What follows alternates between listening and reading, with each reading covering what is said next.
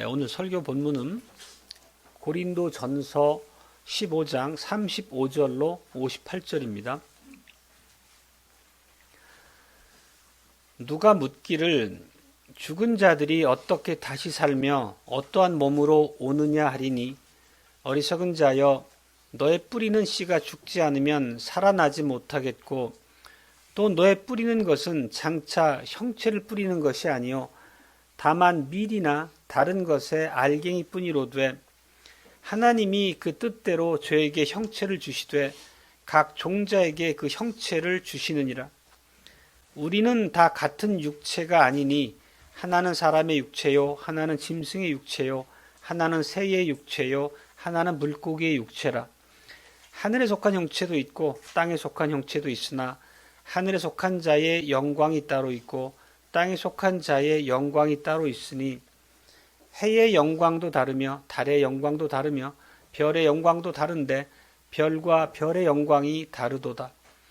죽은 자의 부활도 이와 같으니 썩을 것으로 심고 썩지 아니할 것으로 다시 살며 욕된 것으로 심고 영광스러운 것으로 다시 살며 약한 것으로 심고 강한 것으로 다시 살며 육의 몸으로 심고 신령한 몸으로 다시 사나니 육의 몸이 있은즉 또 신령한 몸이 있느니라. 기록된 바 첫 사람 아담은 산 영이 되었다 함과 같이 마지막 아담은 살려주는 영이 되었나니 그러나 먼저는 신령한 자가 아니요 육 있는 자요 그 다음에 신령한 자니라. 첫 사람은 땅에서 났으니 흙에 속한 자이거니와 둘째 사람은 하늘에서 나셨느니라. 무릇 흙에 속한 자는 저 흙에 속한 자들과 같고 무릇 하늘에 속한 자는 저 하늘에 속한 자들과 같으니 우리가 흙에 속한 자의 형상을 입은 것 같이 또한 하늘에 속한 자의 형상을 입으리라. 형제들아 내가 이것을 말하노니 혈과 육은 하나님 나라를 유업으로 받을 수 없고 또한 썩은 것은 썩지 아니한 것을 유업으로 받지 못하느니라. 보라 내가 너희에게 비밀을 말하노니 우리가 다 잠잘 것이 아니요 마지막 나팔에 순식간에 홀연히 다 변화하리니 나팔 소리가 나매 죽은 자들이 썩지 아니할 것으로 다시 살고 우리도 변화하리라. 이 썩을 것이 불갑을 썩지 아니할 것을 입겠고 이 죽을 것이 죽지 아니함을 입으리로다. 이 썩을 것이 썩지 아니함을 입고 이 죽을 것이 죽지 아니함을 입을 때에는 사망이 이김에 삼킨 바 되리라고 말씀하신 기록된 말씀이 응하리라. 사망아 너의 이기는 것이 어디 있느냐? 사망아 너의 쏘는 것이 어디 있느냐? 사망에 쏘는 것은 죄요 죄의 권능은 율법이라. 우리 주 예수 그리스도로 말미암아 우리에게 이김을 주시는 하나님께 감사하노니 그러므로 내 사랑하는 형제들아 견고하며 흔들리지 말며 항상 주의 일에 더욱 힘쓰는 자들이 되라. 이는 너희 수고가 주 안에서 헛되지 않은 줄을 알미니라. 아멘.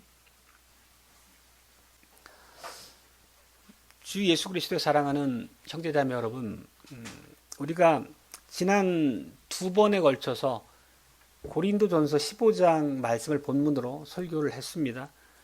오늘은 그 고린도전서 15장의 마지막 35절 이후 후반부를 본문으로 설교를 합니다. 먼저 지난 두 번에 걸친 설교를 간략히 그 내용을 정리해 보면 사도 바울은 고린도 교회 앞에 부활의 복음을 선포했습니다.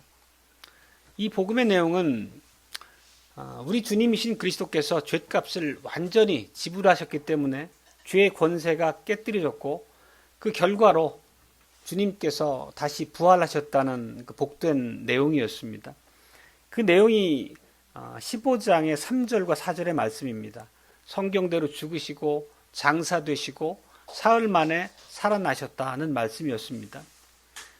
바로 이 객관적 사실이 우리 구원의 견고한 근거요 토대가 된다는 것을 바울이 선포했습니다.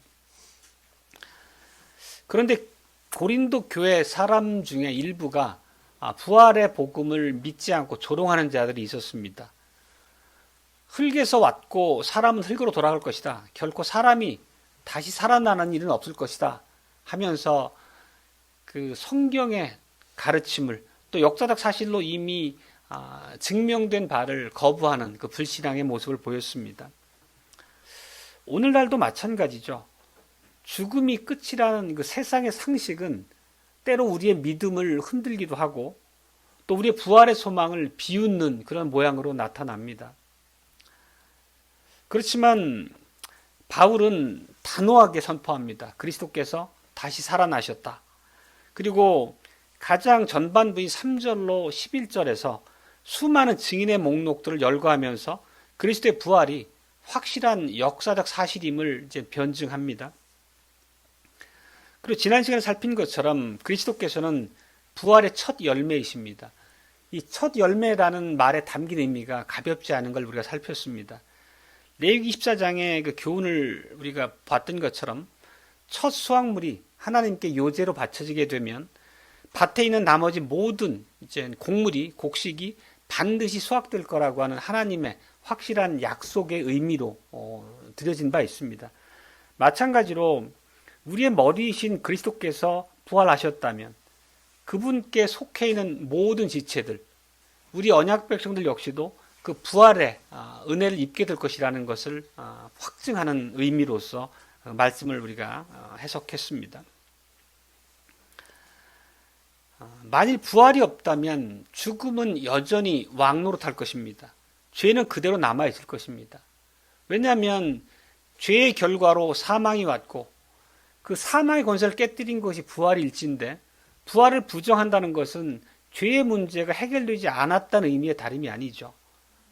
그러면 죄의 문제가 해결되지 않았다는 얘기는 결국 우리가 믿는 모든 복음 자체가 허구고 사실은 기만이라는 얘기가 될 수밖에 없습니다. 결국 그런 일이 있을 수 없다는 말씀입니다. 그게 이제 지난 시간에 살폈던 12절로 34절의 주된 내용의 일부였습니다. 이렇게 이제 1절부터 34절까지 부활의 필연성에 대해서 바울이 논증을 하고 이제 오늘 이 35절 이후를 이어가게 됩니다. 먼저 35절에서 보면 예상되는 그 두 가지 질문에 대한 답변으로 이어감을 봅니다. 죽은 자들이 어떻게 다시 살아나는가라는 부분하고 또 하나는 그렇다면 어떤 몸으로 다시 오는가입니다. 바울은 오늘 본문에 보면 식물의 씨앗이 죽게 되면 새로운 형체로 다시 피어나는 것처럼 그러한 자연의 원리를 통해서 땅에 속한 몸과 하늘에 속한 몸의 그 차이를 이제 설명해 나가고 있습니다. 그리고 뒷부분에 가서 내리는 그 결론 부분은 매우 장엄한 선언으로 우리에게 들려집니다. 49절 말씀입니다. 우리가 흙에 속한 자의 형상을 입은 것 같이 또한 하늘에 속한 자의 형상을 입으리라. 근데 우리가 분명히 그 이어지는 구절에서 알 수 있는 것처럼 이 부활이라고 하는 것은 장차 일어나게 될 먼 미래의 사건일 뿐만 아니라 동시에 오늘을 살아가는 우리 성도들의 강력한 삶의 원동력이 되어야 한다는 사실입니다. 그런 원리, 교훈을 담아서 바울은 58절에서 이러한 결론에 이르게 됩니다. 견고하며 흔들리지 말고 항상 주의 일에 더욱 힘쓰라. 부활은 단순히 우리에게 주신 소망이요, 먼 미래의 위로일 뿐만 아니라 분명한 것은 우리의 현재 삶을 움직이는 확실한 능력이고 언약 안에 사는 우리들에게 확정된 소망으로 새겨진 바라는 것입니다.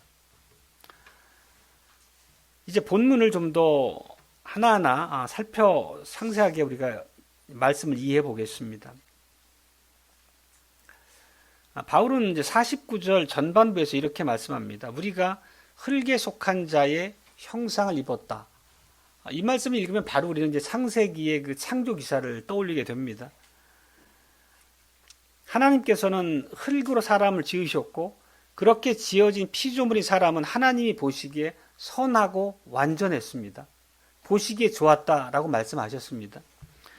그렇지만 동시에 첫사람 아담은 하나님의 언약적 명령에 순종해야만 영생할 수 있는 그런 존재, 언약적 존재라고 하는 것도 분명히 하셨습니다. 그게 창세기 2장 17절의 말씀이 담고 있는 의미입니다. 선악을 알게 하는 나무의 실과를 먹지 말라. 내가 먹는 날에는 정령 죽으리라. 다시 말하면 언약적 명령에 순종하게 되면 생명이 보장되지만 그 명령을 가벼이 여기고 불순종하게 되면 죽음에 이를 것이라는 그런 경고도 함께 담겨 있습니다. 그 사건의 전개는 우리가 익히 아는 바대로입니다. 아담이 뱀의 유혹에 빠져 언약을 배신했고 그 결과 사형 선고를 받았습니다. 그 말씀이 너는 흙이니 흙으로 돌아갈 것이니라는 하나님의 선포였죠. 타락 이후 인간은 죽음을 피할 수 없게 되었습니다. 그렇지만 바울이 이어가는 다음 그 문맥을 보면 놀라운 미래를 선포하고 있습니다. 동일한 49절의 후반부의 말씀입니다. 또 우리가 하늘에 속한 자의 형상을 입으리라. 그렇다면 흙으로 돌아갈 어찌 보면 참으로 비참한 인생뿐이 우리가 어떻게 하늘의 영광스러운 그 옷을 입게 될까요? 그게 오늘 우리가 이 복음을 통해 듣게 될 핵심 내용이겠습니다. 앞서 말씀드렸지만 개관에서 말씀드린 것이지만 당시 고린도 교회 안에는 부활을 의심하는 그 회의론자들이 있었습니다. 우리 주변에 수많은 무덤을 봐라. 죽은 자들이 다시 일어나서 우리 품으로 돌아온 예는 없다. 그런 주장을 하면서 교회에 혼란을 끼쳤습니다. 그때 바울은 그들을 단호하게 꾸짖은 바를 우리가 보게 됩니다. 어리석은 자여 이렇게 꾸짖죠. 36절에 들어 있습니다. 그러면서 바울은 그 구약 성경이 자연에 대해서 말하고 있는 바를 그들에게 일깨우는 내용으로 이어갑니다. 그리고 우리가 익히 아는 바처럼 성경의 시편을 보면 하나님께서 만물의 이 생육을 주관하심을 노래하는 바가 아주 많이 나타납니다. 하나님께서 만물을 그 섬세하신 자상하신 손길로 살피고 키워가시는 그런 이제 하나님의 모습을 노래하는 거죠. 몇 구절 보면 시편 65편 이제 9절로 13절의 내용은 이렇게 요약할 수 있겠습니다. 하나님께서 땅을 방문하사 물을 데워 주시고 땅의 곡식들과 소목들을 풍성하게 하신다. 하나님이 일하심을 묘사하고 노래합니다. 또 시편 104편 14절도 여호와께서 가축을 위한 풀과 사람의 소용을 위한 채소를 자라게 하시며 땅에서 식물이 나게 하신다. 이렇게 하나님의 모든 만물을 다스리시고 소생케 하시는 그런 은혜의 역사를 봅니다.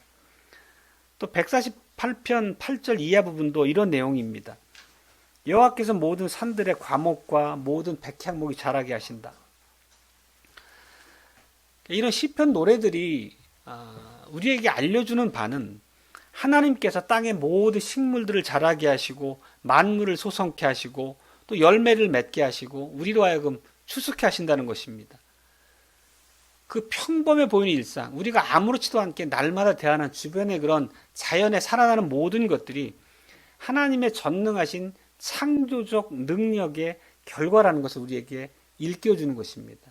이런 말씀이 바로 바울이 우리에게 의도하고 있는 그런 의미입니다. 그리고 우리가 익히 잘 알고 있는 말씀 중에 심고 물 주는 것은 우리가 하지만 자라게 하시는 것은 오직 하나님뿐이다 라는 말씀도 있습니다. 그것은 우리 전도에서 보통 우리 많이 기억하는 말씀이기도 하지만 실질적으로 자연 만물을 하나님께서 친히 다스리시고 보살피신다는 의미를 담은 말씀이기도 합니다. 하나님의 일하심을 보면서도 부활을 부인하는 자는 하나님이 없다고 말하는 그런 시편 14편에서 노래하는 어리석은 자의 다름이 아닙니다. 시편 14편의 1절만 보면 이런 내용입니다. 어리석은 자는 그 마음에 이르기를 하나님이 없다 하도다. 저희는 부패하고 소행이 가증하여 선을 행하는 자가 없도다. 결국 하나님이 없다 말하는 자들의 그런 어리석음, 또 그들의 삶의 가증함에 대해서 탐해하는 모습을 봅니다. 어리석은 자들은 하나님에 대해서 진지하게 받아들이지 않습니다. 자기 주변 세상에서 선명하게 하나님의 일하시는 모습들이 보여줌에도 불구하고 그 안에서 하나님의 손길을 전혀 보지 못한다는 것입니다. 날마다 자기 삶 속에 가까이 역사하시는 하나님에 대해서 일절 생각하는 바가 없습니다. 그런 것이 달리 말하면 불신앙이요 무지이기도 하지만 하나님의 저주라는 측면도 우리는 분명히 이해할 수 있습니다. 하나님의 은혜가 우리에게 역사하지 않으면 우리 역시 그런 어두움 가운데 휩싸여 있을 수밖에 없다는 것이죠. 바울이 우리가 매일 보는 그런 자연의 살아나는 모습을 통해서 부활의 원리를 우리에게 가르쳐주고 있습니다. 예수님께서도 요한복음에서 이런 말씀하셨습니다. 씨앗이 땅에 떨어져 죽지 않으면 식물이 될 수 없다. 살아날 수 없다. 오늘 바울도 그 말씀을 인용해서 말씀을 하고 있습니다. 하나님께서는 죽은 것이나 진배 없는 그런 씨앗을 통해서 매년 봄마다 철철이 새 생명으로 일으키심을 우리는 목도합니다. 여기에는 참으로 신비한 원리가 있습니다. 우리가 무심코 넘기지만 그 원리를 살펴보면 연속성과 불연속성의 원리가 함께 존재하는데, 예를 들면 밀을 심으면 밀이 나죠. 그거는 연속성의 원리입니다. 씨앗은 어떤 생명력을 품고 그 씨앗 안에 준비된 그 생명을 그대로 발현한다는 의미입니다. 그렇지만 다 자란 식물의 모습을 보면 그 작은 씨 하나과 전혀 다른 영광스러운 모습을 지닌 그런 식물로 피어남을 보게 됩니다. 이런 면에서 볼 때 불연속성의 특징도 갖게 됩니다. 우리의 부활에도 이 원리가 그대로 적용됩니다. 하나님께서는 부활을 통해서 우리의 존재 자체를 바꾸는 건 아닙니다. 지금의 우리가 부활했을 때 우리와 다르지 않습니다. 동일한 인격체라는 것을 말씀드리는 거죠. 반면에 지금 우리의 몸과는 전혀 다른 상상할 수 없는 영광스러운 몸으로 우리가 다시 일어난다는 측면에서 보면 식물에서 볼 수 있는 그런 불연속적인 원리가 부활에도 동일하게 적용된다는 것을 우리는 알 수 있습니다. 그리고 이어지는 그 39절로 41절을 보면 바울 사도는 하나님께서 만드신 창조물의 그 경이로운 다양성을 쭉 읊어 나갑니다. 사람과 짐승과 새의 물고기의 형체가 다 다르고 하늘의 별들마다 다 광채와 등급이 다 따로 있고 또 모든 종자마다 그에 걸맞는 독특한 형체를 주시는 하나님의 놀라운 그 창조의 사역들에 대해서 노래합니다. 온 우주 속에 이렇게 다채롭고 오묘한 형체를 만들어내시는 하나님이시라면 어찌 우리에게 부활의 몸을 입히지 못하시겠느냐 라고 그렇게 설득하는 논리로서 성도들에게 말하고 있는 것입니다. 또 오늘 우리에게 말하고 있는 것이죠. 하나님은 지금도 이 세상을 아름다운 에덴 동산처럼 갖고 가시고 또한 그 과정에서 우리를 향한 하나님의 재창조 사역도 역시 계속되고 있는 것이죠. 이런 이제 바울의 논증을 보면 우리가 가꾸는 그런 작은 정원 혹은 작은 텃밭에서도 하나님의 일하심을 느낄 수 있어야 되겠습니다. 만물을 새롭게 해 나가시는 하나님의 일하심을 보면서 우리에게 약속된 부활도 낯선 일이 아님을 우리가 마음속에 새기는 그런 의미로 이해를 할 수 있어야 되겠습니다. 지금까지 말씀드린 바를 간략히 정리해 보면 이렇습니다. 죽은 자가 어떻게 사느냐는 그 고린도 성도들의 그런 의심과 조롱, 의구심에 대해서 우리 주변에 저 무한한 하나님이 다스리시고 보살피시는 창조의 세계를 살피거라 이렇게 얘기하고 있습니다. 씨앗이 땅에 심기고 죽어서 식물로 다시 피어나고 또 모든 만물의 광채가 각기 다른 모습으로 발하는 것을 보면서 이 모든 그런 만물 안에서 하나님의 일하시는 전능하신 사역을 보거라 하는 그런 권고로서 바울이 하고 있는 바였습니다. 그러면서 바울이 이제 이어가는 말씀은 그런 거죠. 이 동일하신 하나님께서 우리 가운데서 일하고 계시고 또 그리스도께서 재림하실 마지막 때까지 그 열심을 놓지 않으실 거라 이런 말씀을 하고 있습니다. 그리고 우리가 부활을 하게 되면 우리라고 하는 동일한 사람이 다시 일깨워지겠지만 동시에 완전히 다른 지금의 우리 몸과는 완전히 다른 영광스러운 몸을 입게 될 것이라는 것도 바울이 가르치고 있습니다. 두 번째 대지는 다시 살아난 자의 영광에 대한 말씀입니다. 우리가 입게 될 부활의 몸은 과연 어떤 몸일까에 대한 이제 바울의 설명을 보게 됩니다. 오늘 본문의 42절 이하에서 보면 우리가 장차 입게 될 몸이 현재 몸과 얼마나 다른지 그 극명한 대조에 대해서 상세하게 묘사하고 있습니다. 우리는 앞서 살폈던 것처럼 땅에 뿌려지는 씨앗과 거기서 우미트고 자라난 식물이 전혀 다른 모습이라는 것을 앞에서 보았습니다. 이와 마찬가지로 동일한 원리로 우리가 죽어서 무덤에 묻히는, 무덤에 심겨지는 우리의 몸과 다시 살아날 몸 사이에는 놀라운 변화가 있다는 것을 바울이 논증하고 있습니다.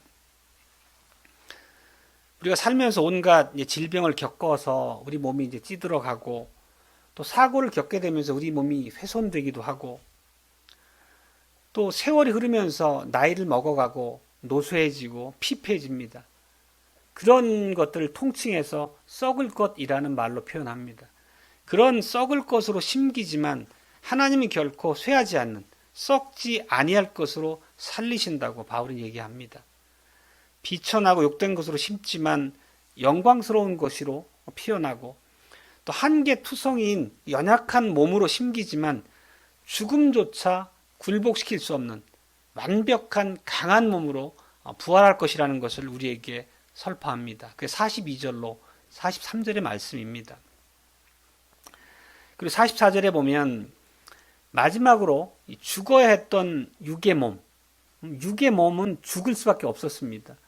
육의 몸으로 심기지만 영원한 생명의 원리로 충만한 신령한 몸으로 부활하게 된다고 말합니다. 이 부활 전후에 이런 놀라운 변화를 우리에게 뚜렷하게 새겨준 말씀이 계시록에 있습니다. 21장 1절 말씀을 우리가 잘 기억하는 말씀입니다. 더 이상 아픈 것이 없고 사망이 없고 애통하거나 곡하는 것이 없다. 이것이 우리가 부활 후에 누리게 될 놀라운 영광을 아름답게 묘사한 글이죠. 우리가 여기서 그 44절에 있었던 이 신령한 몸이라는 것에 대해서 이해를 똑바로 해야 되겠습니다. 신령한 몸은 영어로는 spiritual body 이렇게 표현되어 있습니다. 그러니까 영적인 몸이라는 의미입니다. 이 신령한 몸, 영적인 몸이라는 것은 유령처럼 실체가 없다거나 비물질적인 그런 몸을 얘기하는 것은 결코 아닙니다. 우리가 성경에서 신령하다, 영적이다 얘기하는 하는 단어는 늘 성령과 관련해서 우리에게 의미를 부여하고 있죠. 실제 고린도전서 2장에서도 신령한 자라는 의미를 뭘로 우리에게 가르치냐면 성령을 받은 사람으로 말씀합니다.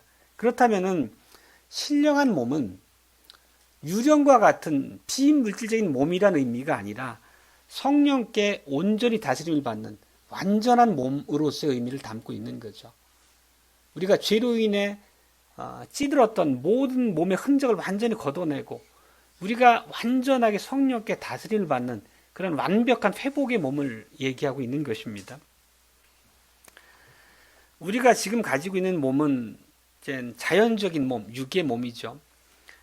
이것은 죄로 오염돼서 본능과 사망의 법에 끌려다니지만 장차 우리가 입게 될 부활의 몸, 신령한 몸은 그와 전혀 다른 부활하신 예수 그리스도의 몸과 동일한 그런 몸을 우리가 입게 된다는 얘기를 하고 있습니다.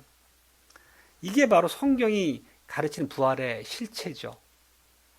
그렇다고 이것이 우리가 신이 된다, 하나님과 같이 된다는 의미가 아니면 우리가 당연히 알겠습니다. 다만 하나님이 본래 의도하셨던 완벽한 몸으로의 부활을 얘기하는 거죠. 우리의 첫 조상인 아담이 언약 안에서 넘어지지 않고 끝까지 신실했다면 그 아담이 궁극적으로 도착하게 될 최종적인 완성의 상태가 우리 성도가 부활할 장차 몸의 상태임을 얘기하고 있는 거죠. 여기에서 바로 우리가 구속사의 진전이라는 것을 볼 수 있겠습니다. 첫사람 아담과 마지막 아담인 그리스도 간에 있는 그런 극명한 차이를 통해서 구속 역사의 진전을 바울은 설명을 하고 있습니다. 45절에 보면 이런 말씀입니다. 기록된 바 첫사람 아담은 산 영이 되었다 함과 같이 마지막 아담은 살려주는 영이 되었다. 이 말씀의 의미는 그냥 이제 우리가 깊이 살펴볼 필요가 있습니다. 창세기 2장 7절을 인용해서 하고 있는 말씀입니다. 이 말씀의 일부 부분은 창세기 2장 7절에 이런 말씀입니다. 여호와 하나님께서 흙으로 사람을 지으시고 생기를 그 코에 불어넣으시니 사람은 생령 곧 산영이 되었다 이렇게 얘기했습니다. 첫사람 아담은 흙으로 지음받아 산영이 되었습니다. 그 지으신 모습이 심히 좋은 완전한 모습이었다고 하나님 기뻐하셨습니다. 그렇지만 앞서도 말씀드렸지만 그 아담은 타락과 죽음의 가능성이 있는 존재였습니다.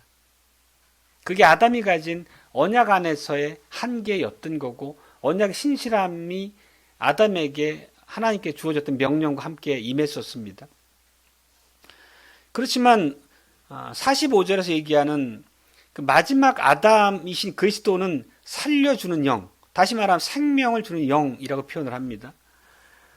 부활하신 주님께서는 완벽하게 성령과 동일시 되실 만큼 성령의 지배를 받으시는 분이셨죠. 그런 몸을 가진 분이셨습니다. 그분께서 살려주는 영, 생명을 주시는 영, 즉 믿는 모든 사람에게 완벽한 생명을 주시는 분으로 묘사되는 것을 45절에서 우리가 볼 수 있습니다. 여기서 보면 우리가 이제 첫 아담과 마지막 아담 간의 대비를 볼 수 있습니다.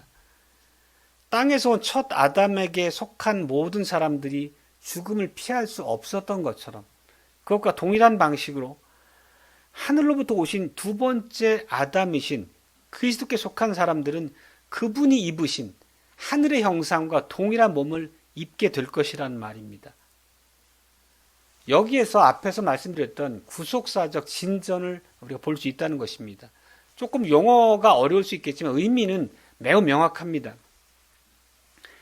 부활하신 예수님께서 우리에게 돌려주실 몸이라고 하는 것은, 우리에게 장차 입혀주실 몸이라고 하는 것은 우리의 첫 조상이었던 아담 정도의 몸을 되돌려주시는, 혹은 지금 육신의 우리의 몸 상태로 다시 살려주시는 게 아니라는 것입니다.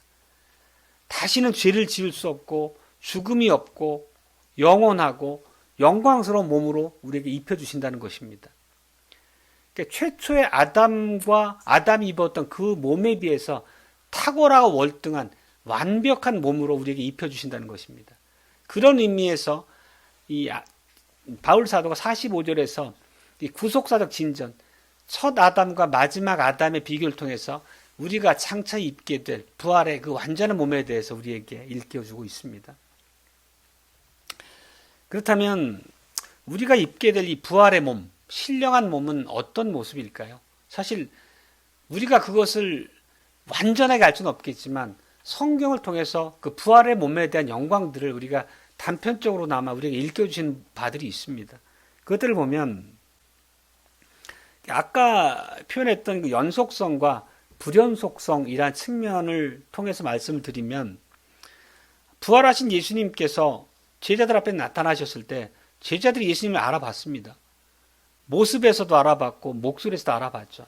그런 면에서 볼 때 부활 전의 예수님과 부활 이후의 모습 하신 예수님은 그 동일한 분이심을 알 수 있죠.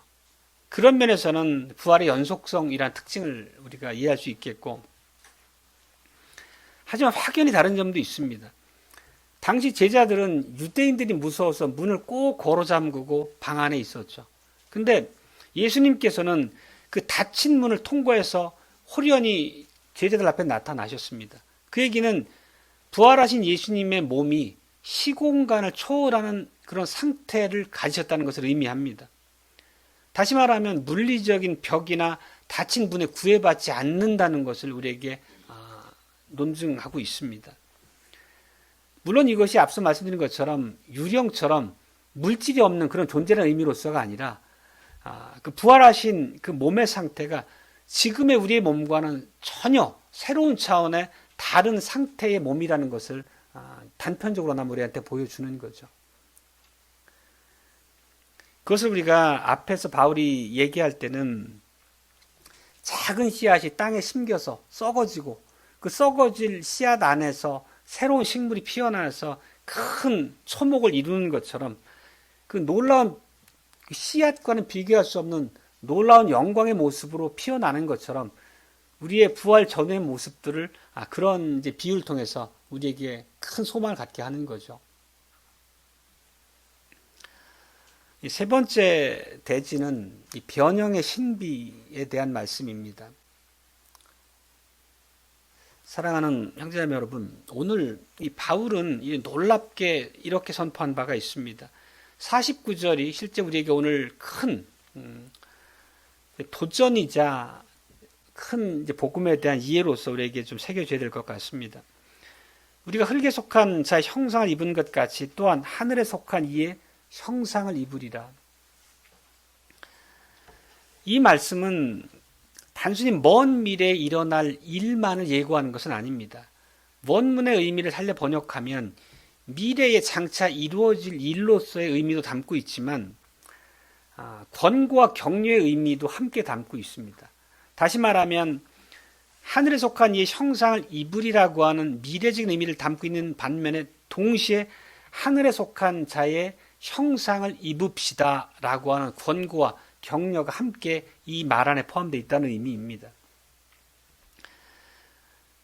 결국 바울의 초점은 우리가 장차 입게 된 미래 시점에만 머물지 않는다는 것을 우리에게 의미합니다. 만약 우리가 예수 그리스도의 재림과 더불어서 영광의 몸으로 살아나기를 고대하는 자라면 지금 당장 성령의 인도하심을 따라서 하늘에 속한 자다운 생명력으로 살아야 된다는 그런 말씀 역시 이 구절에 포함되어 있다는 것입니다. 미래의 영광을 입는다는 것은 오늘 우리가 어떤 모습이어야 하는지를 통해서 발휘되어야 한다는 거죠. 미래의 영광을 소망하는 자다운 합당한 삶의 태도가 우리에게 있어야 한다는 것을 가르치고 있습니다. 즉 현재 우리의 삶을 통한 하나님의 부르심, 소명이라고 하는 게 분명하다는 것을 우리는 이 말씀 안에서 또한 깨달아야 되겠습니다. 바울이 이어가는 말씀에 보면 그것을 분명하게 담아서 얘기합니다. 50절 전반부인데 이렇습니다. 혈과 육은 하나님 나라를 유업으로 받을 수 없느니라. 혈과 육이라고 하는 것은 단순히 물질적인 몸만 의미하는 게 아니라 죄와 죽음 아래 지배받을 수밖에 없는 그런 우리의 이 존재적인 한계를 담은 그런 표현이기도 합니다. 이런 혈과 육을 가진 몸으로는 영광스러운 나라를 유업으로 받을 수 없습니다. 왜 그렇겠습니까? 50절 후반부에서 보면 그런 말씀입니다. 썩어질 본성을 가진 인간은 스스로 힘으로 하나님 나라에 들어갈 수가 없죠. 결국 예수 그리스도의 일하심, 부활하심, 그 사역의 은혜를 힘입어야만 되는데 혈과 육을 가진 존재라고 하는 것은 중생의 은혜를 입지 못한 부패한 본성을 그대로 가지고 있는 자를 얘기하기 때문에 그런 상태로 결코 하나님 나라에 들어갈 수가 없다는 것을 얘기하고 있는 거죠. 51절 전반부는 이렇습니다. 하나님이 계시하신 바 그 신비를 바울이 선포하고 있는데 내가 너희에게 비밀을 말하노라. 항상 말씀드리지만 성경에서 한글 성경에서 비밀이라고 한 이 표현은 헬라어 원어는 그 미스테리온이라는 단어입니다. 영어로 미스테리입니다. 그러니까 비밀, 시크릿이 아니라 신비라고 한 미스테리라고 하는 의미로서 이해하는 게 맞습니다. 즉 이 비밀을 말하노라 할 때 비밀이라고 하는 것은 우리가 애써서 풀어야 될 어떤 숙제와 같은 수수께끼를 얘기하는 게 아니고 하나님께서 택한 백성들에게 일깨워 특별히 알려주시는 그런 구원의 비밀, 신비를 얘기하는 것으로서 우리가 이해해야 됩니다. 그 신비의 핵심은 이거죠. 부활에 대한 내용입니다. 그리스도께서 죽은 자 가운데서 살아나시는 것처럼, 다시 살아나셨던 것처럼 마지막 나팔 소리가 울려 퍼질 때 그리스도께 속한 모든 백성들이 죽음을 이기고 다시 살아난다. 그게 신비라는 것입니다. 그리고 재림의 때에 살아있는 성도들은 호련히 그 몸이 완전한 부활의 몸으로 변화된다는 것을 얘기하고 있습니다. 그것을 하나님이 우리로 하여금 알게 하시는 신비라고 바울이 얘기하고 있는 것입니다. 그리고 그 몸은 단순한 소생이 아니라는 것을 아까 구속사적 진전의 원리에서도 말씀드렸습니다. 바울은 그 말을 썩어질 것이 썩지 아니할 것을 입고 죽을 것이 죽지 아니함을 입는다, 이런 표현을 썼습니다. 하나님께서 그 창조의 능력으로 우리에게 완벽한 몸을 입혀주시는 거죠. 그것은 전인적인 변화입니다. 전인이라고 하는 것은 영과 육을 통치하는 말씀이죠. 우리가 중생이라고 하는 것은 영적인 거듭남의 의미였다고 하면 이 우리가 마지막에 얻게 될 부활이라고 하는 것은 영에 국한된 것이 아니라는 것이죠. 우리의 비천한 몸도 그리스도의 몸과 같이 완벽한 몸으로 회복, 재창조된다는 의미입니다. 그를 이제 신학적 용어로서 영화라고 보통 얘기하죠. 그리고 이제 51절에 보면 그 마지막 그 나팔 소리라는 이제 단어가 있는데, 이것은 오늘 우리가 함께 읽었던 그 이제 구약의 신년, 레위기 25장 우리가 읽었었죠. 그 신년의 이미지를 그대로 떠올리게 합니다. 앞에서 읽은 레위기 25장 말씀을 보면 신년이 해방의 날이고 회복의 날임을 알 수 있습니다. 그리고 신년의 대속죄일은 7월 10일이죠. 유대력으로. 대속죄일에 전국의 나팔을 불어서 신년이 도래했음을 알렸다고 했습니다. 대속죄일은 우리의 모든 죄가 하나님 앞에 용서받는 날로서의 의미이고, 그날이 또 신년의 의미와 겸해 있다는 걸 볼 수 있습니다. 우리의 죄가 용서받고 또 사회적 경제적인 모든 그런 억눌린 모습에서도 회복되고 자유를 얻는 날이라는 것이 신년에 담긴 의미였습니다. 그와 동일한 의미가 예수님의 재림과 더불어서 우리에게 임할 날의 의미라는 것입니다. 최종적인 구원의 날이고 완벽한 해방의 날이라는 것을 신년의 이미지를 끌어다가 우리에게 보여주고 있습니다. 예수님의 재림이야말로 구약에서 신년 안에 두셨던 그 원리가 완벽하게 완성되고 성취되는 시간이다라는 의미입니다. 모든 속박에서 풀려나고 참된 자유를 얻는 그 날이 예수님의 재림의 날이라는 것을 우리가 보여주는 거죠. 그리고 성경에 약속된 말씀들이 완벽하게 성취되는 거죠. 성경에 보면 사망을 영원히 멸하실 것에 대한 그런 예언의 말씀들이 많이 있잖아요. 그리고 바울 사도는 54절에서 그걸 이렇게 표현했습니다. 사망이 이김에 삼킨 바 되리라. 이 말의 의미는 죽음이 더 이상 우리에게 권세를 부리지 못한다는 것이죠. 왜냐하면 죽음을 가져왔던 게 죄인데 그 죄의 문제가 완벽하게 제거됐기 때문에 그 결과로서 왔던 사망이 더 이상 우리에게 힘을 발할 수 없다는 거죠. 완벽하게 사망의 권세가 제거되는 날이라는 의미입니다. 그래서 바울은 55절에서 이렇게 참으로 힘차게 외칩니다. 사망한 너의 이기는 것이 어디 있느냐? 사망한 너의 쏘는 것이 어디 있느냐? 결국 죄의 권세였던 사망이 더 이상 우리를 향해서 침을 쏠 수 없다는 얘기입니다. 완벽하게 우리로부터 제거되었다는 것입니다.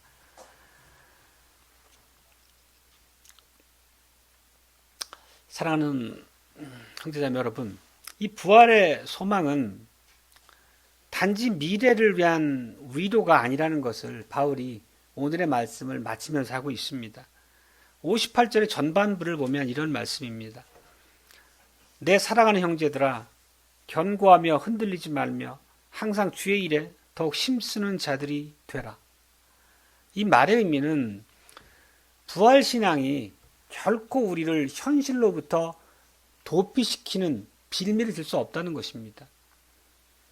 우리는 장차 영원한 부활의 생명을 살 거기 때문에 지금 우리의 생명, 우리가 지내는 이 시간을 하찮은 것으로 여기고 염세주의에 빠질 빌미를 전혀 주지 않는다는 의미입니다.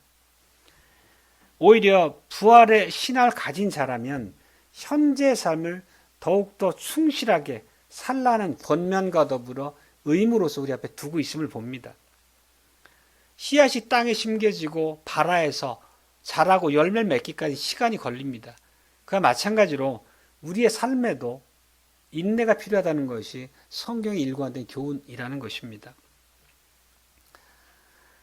지금 우리가 이 시간을 우리의 삶을 살아가면서 이생의 삶을 살아가면서 주 안에 사는 모든 일, 우리가 예배하고 하나님을 찬송하고 기도하는 일뿐만 아니라 우리가 학생들이 공부하고 또 사람들이 직장생활하면서 일을 하고 주부가 가사 일을 하고 우리가 하는 이런 모든 일상의 수고가 결코 헛되지 않을 것이라는 것을 우리에게 또 주십니다. 우리에게 놀랍도록 격려의 말씀이기도 하고 우리가 살아가는 일상에서 얼마나 성실하게 하나님의 백성답게 부활의 소망을 가진 자답게 살아야 하는지를 우리에게 의무로서도 일깨워 줍니다. 58절 후반부가 그래서 이렇게 바울이 얘기하는 것입니다. 너희 수고가 주 안에서 헛되지 않은 줄을 알미니라. 그러니까 우리가 오히려 주 안에서 헛되지 않기 때문에 나중에 부활의 날에 주님 앞에 서서 주님과 참된 완벽한 교제 가운데 살아날 일을 소망하기 때문에 결코 우리가 오늘날 우리에게 주어진 내 삶의 순간을 소홀히 할 수 없다는 것입니다. 하나님의 백성 다음으로 살아내라는 것을 우리에게 훈계합니다. 그렇다면 하나님께서는 우리의 모든 삶의 수고를 엮어서 아름다운 작품으로 완성하실 것이라는 약속도 함께 있는 거죠. 우리가 살아가는 평생의 삶을 통해서 하나님의 나라를 이루어 가시는 거죠. 우리는 그 신비를 완전히 이해할 수 없지만 하나님의 놀라운 방식으로 우리의 부족함까지도 우리의 보잘것없는 헌신과 열심까지도 하나님께서는 들어서 하나님의 놀라운 일을 이루어 나가시는 그런 요소들을 사용하신다는 것입니다. 말씀을 맺겠습니다. 죽음은 끝이 아닙니다. 무덤 너머의 소망, 부활의 소망은 오늘날 우리의 삶 가운데서 책임을 다하게 하는 그런 원동력이 되어야 함을 오늘 말씀 안에서 듣습니다. 우리는 단지 미래만 기다린 사람들이 아니란 의미입니다. 현재 우리의 삶을 부활의 능력으로 살아야 된다는 의미죠. 물론 하나님께서는 이미 승리를 우리에게 확보해 주셨습니다. 보증하십니다. 그리고 그 승리가 장차 완성될 것입니다. 그렇지만 지금 우리의 삶을 통해서도 그 승리가 이루어져 가는 과정 중에 있음을 또한 기억해야 됩니다. 우리가 이 개혁교회, 개혁주의 신학 안에서 배운 그 진리의 말씀대로 이미 그러나 아직이라는 그 구도 안에서 성경을 이해하고 있는 바죠. 이미 우리의 구원은 완벽하게 성취됐고 변수가 존재하지 않지만 예수님의 재림의 때 완성될 그 날에 이르기까지 또 우리한테 남겨주신 하나님의 백성으로서의 사명 역시 있다는 것을 이 말씀 안에서 기억해야 됩니다. 오늘 우리에게 주어진 이 삶의 자리에서 하나님께 속한 자의 형상을 입고 부활의 소망을 가진 자답게 그 삶에서도 승리를 이어가야 되겠습니다. 그래서 우리의 삶을 통해서 하나님께만 영광을 돌리는 그런 참된 부활의 증인으로 스스로를 나타낼 수 있어야 되겠습니다. 아멘.